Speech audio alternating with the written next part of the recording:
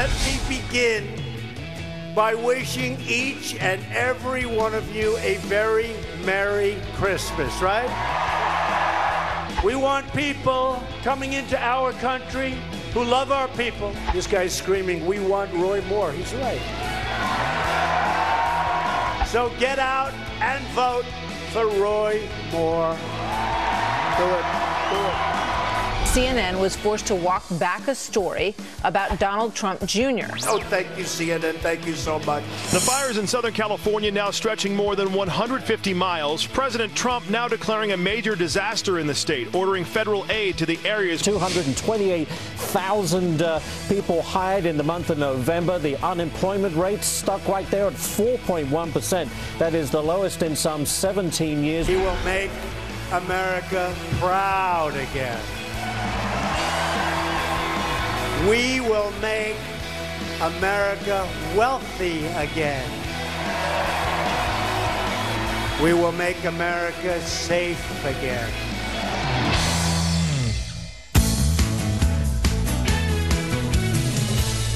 I was thinking to myself. It's a great song. Not sure what happened with that first shot. We're working the kinks out at 6 a.m. I think it was like Instagram extra zoom, Pete. I think that was the new Instagram social media. Look who's here this morning with us, Ebony K. Williams. They were excited to have Ebony K. Williams here. That's why they were just totally focusing on that. They weren't worried about anything else. That's right. And Greg, we're excited that you're here too, but you're kind of old hat. I am old hat.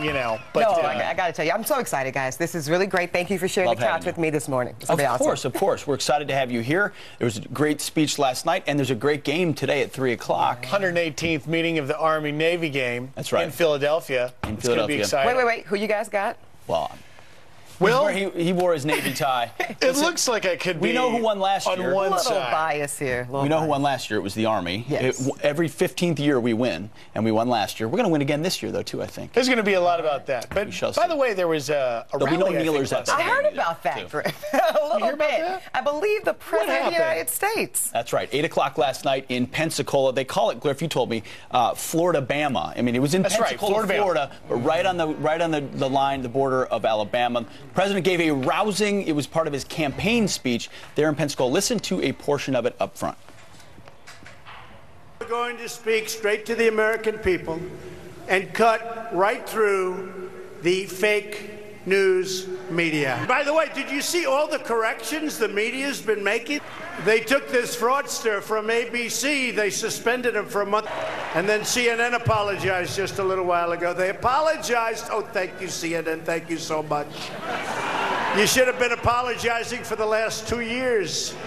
We're going to have safety again. Because America is more than just a place on a map. America is a nation. America is a family. We want the strongest borders you've ever seen. We're going to have such borders. We'll have borders on top of borders. Oh, these resistors resist. Hillary resisted, and you know what happened? She lost the election in a landslide. This is a rigged system.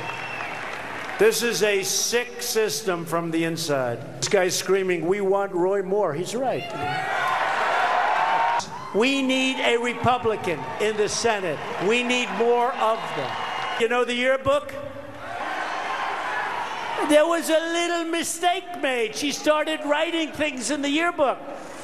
Gloria Allred. Anytime you see her, you know something's going wrong. So get out and vote for Roy Moore. And I can think of no better Christmas present for the American people than giving you a massive tax cut. Only one thing missing, the words Merry Christmas. They're using those words again. Do you notice? They're using those words again. So, Ebony, this was classic Trump last night. Oh, sure. I call it the President Trump Direct Connect. He kind of opened with talking about how this is his very successful method of just bypassing a lot of mainstream media and going straight to the people. And for whatever you think of the message itself, you cannot argue with the effectiveness, the ability to get in front of these massive audiences, as he's done for the past 2 years and some change now, and draw on that energy. It's absolutely magnetic. Pete mentioned Floribama. Let's make no mistake here. This is as close to Alabama and campaigning for Roy Moore as he could. That whole area is basically the same area. Even though the Floridians in Pensacola can't vote, half of that audience was from Alabama. It's only a 20-mile drive for many of them. And, you know, he talked about get out the vote. Let me tell you, he's trying to rally them because this is, for the first time in Alabama's history in a long time, somewhat of a close race. For reasons we know. And as someone, I think we all do public speaking at some level, you watch that almost as a performance. The walking away from the podium and the clapping and the cheering and the way he goes on prompter and off. But he hit all the themes that has made him popular, continue to be popular with his base, hitting the fake news, talking about borders and sovereignty, the rigged system, tax cuts, Merry Christmas. There were Merry Christmas signs everywhere there. As much as he's pursuing tax cuts and policies, his presidency has been a cultural critique presidency. I've called him a see something, say something president. You see things happening in our culture, and he comments on it. And if you go around to folks that have supported him, you can look at the presidential popularity polls. His supporters are more enthusiastically supportive of him today than they were before, regardless of what the so-called mainstream. He loves this. This is Friday night. He loves working on Friday nights. It's been a few months, I think since September, that he did this. But the difference now is he's really driving that America First theme. It's on the heels, of course, of his big Asian trip. He's getting a lot of pushback for this America First, the Jerusalem thing. We're going to talk about this. But let's listen to him talking about America First last night. We believe the United States military is the greatest force for justice in the history of the world, and we are going to take care of it. We believe that every American should stand for the national anthem.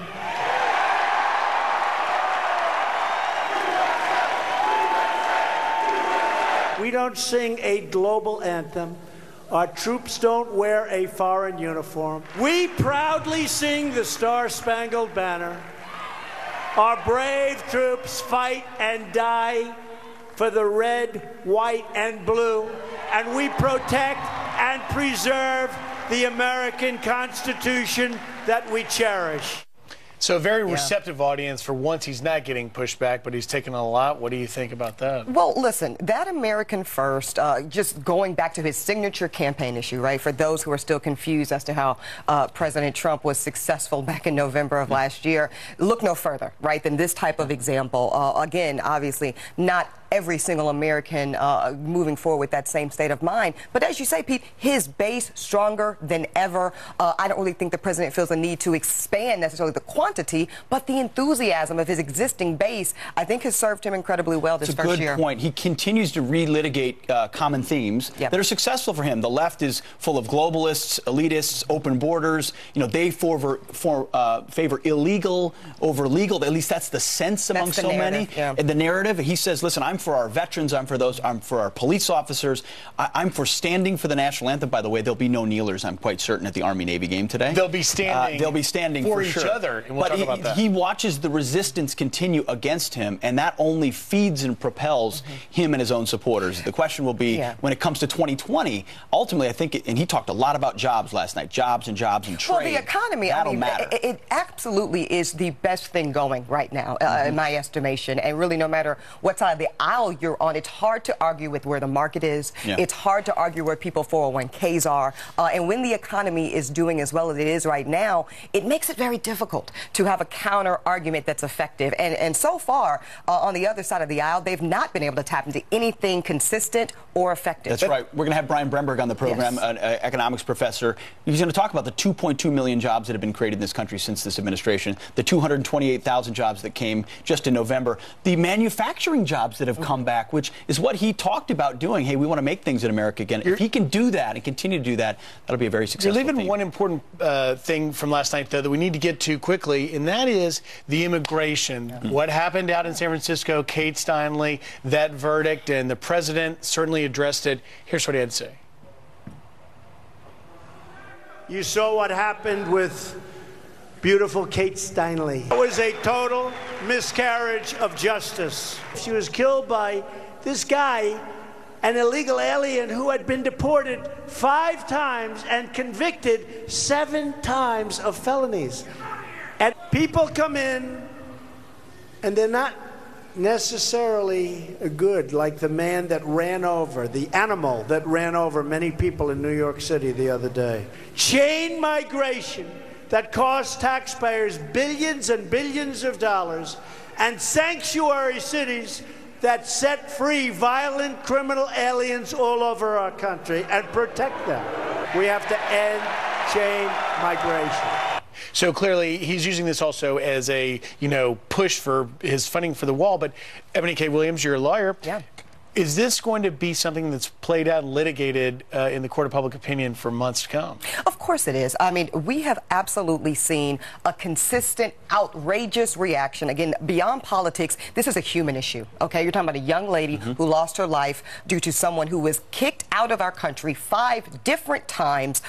There's just no questions around it. And so, therefore, the federal government now having to come in with federal charges to seek justice because the state failed, the state of California, it's a bad narrative for California as it relates to immigration. Not legal immigration, but plainly illegal immigration. Is it also a bad narrative for Democrats? It almost feels like, Republicans are from Mars and Democrats are from Venus. You've got Republicans talking about ending chain migration, borders on top of borders, defunding sanctuary cities. Yet Democrats are saying our red line on a funding bill is DACA. Now, I get DACA's different. Kids who brought here. DACA is different, but you actually make a good point, though, Pete. The problem is the Dems have not been able to coalesce a compelling narrative on the side of legal immigration. That's actually what they should be doing. If they want to get Americans, talk about first responders, talk about law enforcement that come from immigrant communities. You got to talk about the positives of legal immigration, because on the other side, the president is effective in talking about the dangers of illegal immigration. Yeah, you know who's not talking about it this morning? The failing New York Times. So I opened up my failing New York Times and I looked on the front page. There's got to be some coverage of the speech, especially because it was in Florida, close to Alabama, Roy Moore. I had to look all the way to A13. It was a late rally. It was a late rally. I mean, they never put anything late on the front page. Okay, sorry.